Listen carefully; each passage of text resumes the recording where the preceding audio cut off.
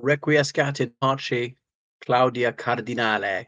So the Italian actress has been called to the great big studio in the sky at the age of 87. And so she was hailed by some as the most beautiful lady in the world. And if you see images of her from the 1950s, she certainly is, well, how to put it, luscious. So someone who's just perfectly proportioned with this glowing, healthy, youthful skin that you cannot fake.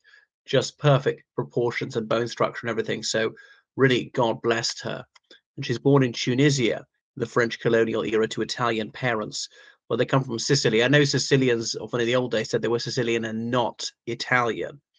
There's a very strong Tres Barca um, identity, because their flag, bit like the Isle of Man flag. Anyhow, because her mother had been born in Tripolitania, just after Italy seized it in 1911. And the Italians are the ones who brought back the word Libya. Libya is an Italian invention because they said, what was this place called in ancient Roman times? Libya, we'll call it that. Until then, the Ottomans had Tripolitania, Cyrenaica, and the Fezzan as three separate provinces. They're put together by Gli Italiani. Anyway, it's because French Tunisia, she had her schooling entirely in the French. She never learnt standard Italian that well, spoke Sicilian dialect, which I can tell you is quite difficult. I remember years ago, I was in Romania, and I heard these men speaking this language. I thought that sounds quite similar to Italian, but I'm only getting one word in 10. And I noticed the bloke had sogno, as in dream, in Italian to do in the skin. And then I engaged with conversation in Italian. But they'd been speaking Neapolitan. And Sicilian is even more different from that, with more Arabic loanwords because it's under Arab rule for centuries. And then she also mastered the Arabic tongue because that's the indigenous language of Tunisia.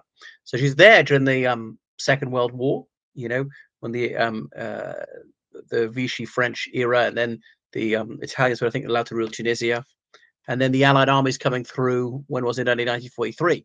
Managed to survive all that, and quickly accepted by French colonial society when the war was over. Of course, Italy changed sides in 1943, and then was discovered as a model when she was 16, the most beautiful Italian girl in Tunisia. There was a significant Italian community. I mean, the European immigrants in Tunisia were never more than 10% of the population, and the Italians perhaps 1% of the population there, but they all knew each other.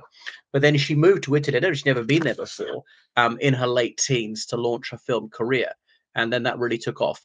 And it wasn't just look, she did have acting ability as well, because it could convey whatever emotions, Big deal on Magona Street, Three Strangers in Rome.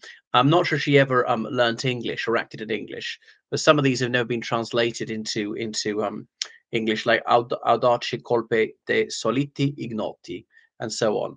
Il Bell'Antonio. And then she was in Austerlitz, that film starring as Napoleon's brother, Pauline, who was the notorious man-eater, who they used to joke she had conquered more men than her brother, although in a rather more intimate fashion. And Il Gattopardo, she starred in that film, and that was the film that probably made her.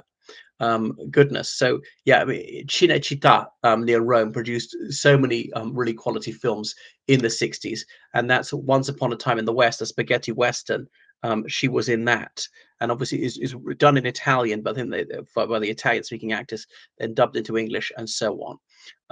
Yeah, so that was it. I mean, and how did she did apparently she had some conversation in English, but I don't think it was good enough to act in and so on. So yeah, that was her. And but she hadn't been in any films for a few years. Was that Island of Forgiveness, which I don't think was terribly well known some time ago. And then she has a non-speaking part in Jesus of Nazareth, which is a real hit in 1977, starring, I can't remember that British actor's name, the guy from Manchester, Michael something or other. It'll come to me. His girlfriend was in Pan's People. What a group that was. Then La Révolution Française, which came out in the bicentenary of the revolution. She acted in that one. I've seen it, but it's excellent, but largely forgotten. So yeah, she will be much missed. And then that's the difficult thing, I think, for people who are known as being extremely good looking in their youth, is obviously that goes at some point. And how do they define themselves? So I don't really seem to dislike her. I mean, you think there'd be a lot of envy about someone like that.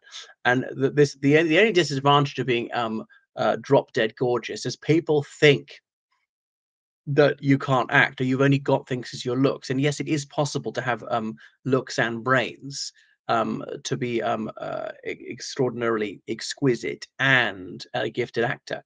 So she never married. That she had two long-term boyfriends, two children, and of course, in Italy that was still quite controversial. I think in the 1960s, when she parturited whilst unwed, was not particularly religious. But she's often cast as the Scarlet Woman, the femme fatale, and so on. So anyway, lived in France for the latter part of her life, and indeed died in Namur, because that which is actually quite close to Paris. Yeah, so just as comfortable there, because spoke French, I'm told, with a native accent, like flawless French, because she'd done all her schooling in that. But that is Claudia Cardinale, as in her surname is in cardinal, meaning those so about the 100 of them, about the College of the Cardinals, who elect the new pope, as in from hinge in Latin. So presumably because one of her ancestors worked for the cardinals. She even had, strictly speaking, she actually had French names: Claude, which is an androgynous name in French, Josephine. But in Italy, she's known as Claudia, not Claude. It is pronounced Claudia, not Claudia. She worked for the United Nations as a goodwill ambassador, trying to uphold children's rights.